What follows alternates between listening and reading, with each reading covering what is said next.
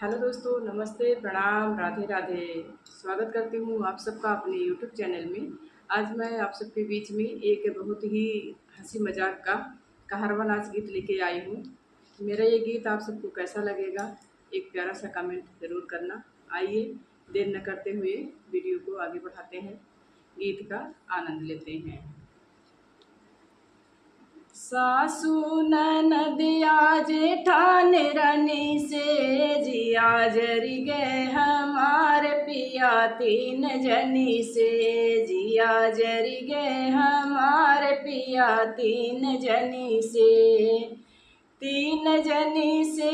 पिया तीन जनी से जिया जरी गए हमारे पिया तीन जनी से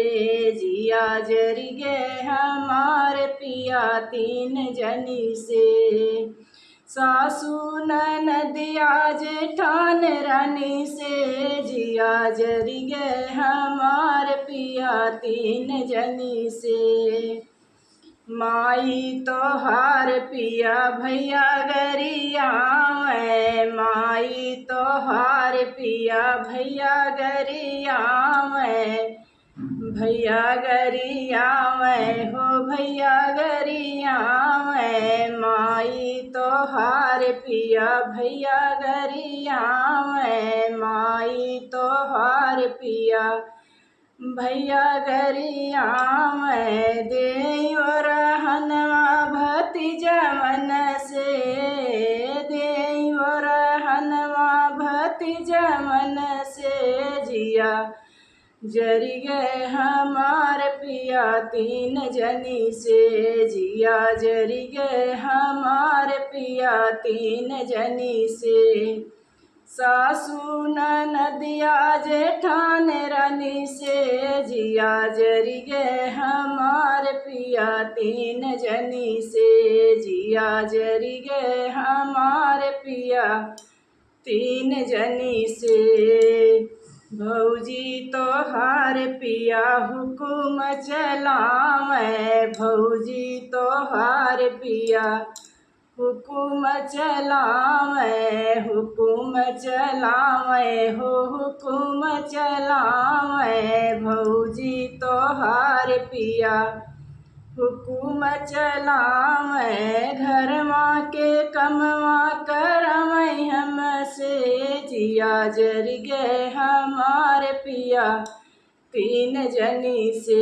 जिया जरी गए हमारे पिया तीन जनी से सासू ननदिया जेठान रानी से जिया जरी गए हमारे पिया तीन जनी से जिया जरी गए हमारे पिया तीन जनी से सासू ननदिया जेठान रानी से जिया जरी गए हमारे पिया तीन जनी से जिया जरी गए हमारे पिया तीन जनी से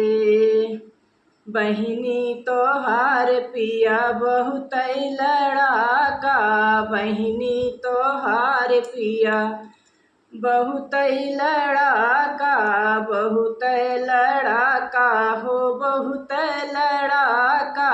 बहुत लड़ाका हो बहुत लड़ाका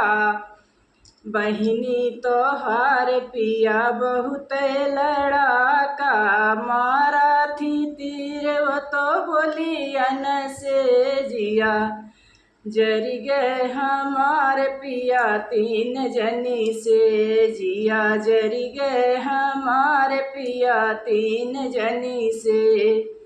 सासू ननदिया जेठान रानी से जिया जरी गए हमार पिया तीन जनी से जिया जरी गए हमार पिया तीन जनी से सासू ननदिया जेठान रानी से जिया जरी गए हमार पिया तीन जनी से जिया जरी गए हमार पिया तीन जनी से जिया जरी गए हमार पिया तीन जनी से। धन्यवाद। मिलते हैं एक नई वीडियो में नए गीत के साथ। तब तक के लिए राधे राधे।